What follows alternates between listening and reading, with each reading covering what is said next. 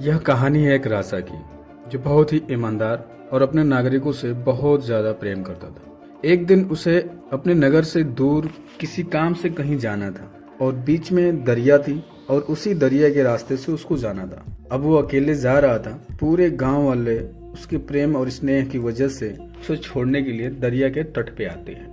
अब राजा जैसे ही नाव पे चढ़ता है और चलने के लिए शुरू करता है, वैसे ही एक आदमी बोलता है, महाराज आपको आगे चलकर एक 2 फुट का इंसान मिलेगा आपको, और वो आपको चैलेंज देगा कि आओ मुझसे युद्ध करो।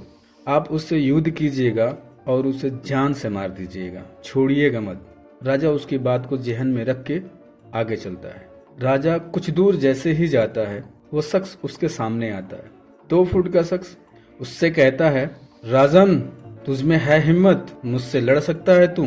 दम है तो आ युद्ध कर मुझसे। राजा उसका निमंत्रण स्वीकार कर लेता है और युद्ध के लिए मैदान में उतर जाता है। 2 फुट के इंसान और राजा में युद्ध होती है। राजा जीत जाता है। 2 फुट का इंसान पराजित होने के बाद जमीन पे लेटा हुआ था। राजा सोचता है, मैं एक योद्धा हूँ और ऊपर से राजा भी, किसी निर्बल इंसान का जान नहीं ले सकता। ये कहकर वहां से वो चल देता है। फिर कुछ दूर के बाद आगे जाता है तो वही इंसान 2 फुट के बजाय 4 फुट हो जाता है और फिर राजा को चैलेंज करता है, राजन तुझमें है हिम्मत, मुझसे युद्ध कर सकता है?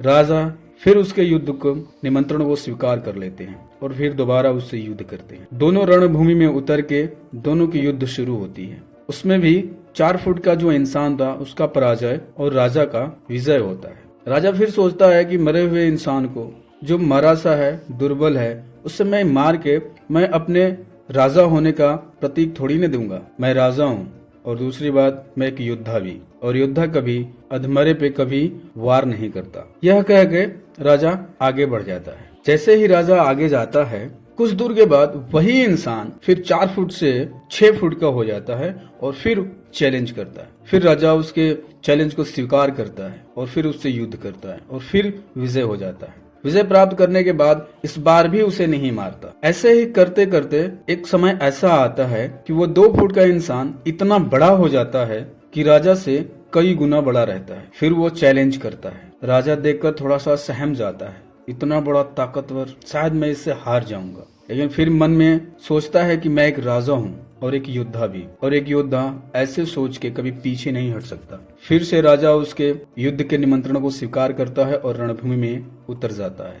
दोनों की युद्ध शुरू होती है। जैसे तैसे करके राजा उसे पराजित कर देता है, लेकिन खुद भी बहुत ज्यादा जख्मी हो जाता है। मेरे दोस्तों, ये राजा और 2 फुट का इंसान कोई और नहीं, राजा आप हो और 2 फीट का इंसान आपकी छोटी समस्या है। जब हमें छोटी समस्या हमारे सामने आती है तो हम उसे नजरअंदाज करके छोड़ देते हैं। कुछ समय बाद वही छोटी समस्या बड़ी हो जाती है और हमारे समक्ष आता है और फिर हम उससे फेस करते हैं। कभी कभी तो ऐसा होता है कि हम उससे भी नजरअंदाज कर देते हैं और आगे बढ़ जाते हैं, और फिर कुछ समय के बाद वही छोटी सी समस्या हमारे सामने एक विकराल रूप लेकर आता है और शायद उसे हम पराजित नहीं कर पाते, खुद ही पराजित हो जाते हैं। तो दोस्तों, हमेशा याद रखें कि छोटी से छोटी समस्या को, क्यों ना वो माइक्रो mm के बराबर हो, लेकिन फिर भी उसे खत्म करके ही आगे बढ़े। दोस्तों, ये बात हमेशा ध्यान रखें कि समस्या छोटी हो या बड़ी, जब तक वो समस्या खत्म न हो तब तक अपना अगला स्टेप लाइफ का ना बढ़ाएं। उसके ऊपर विचार करें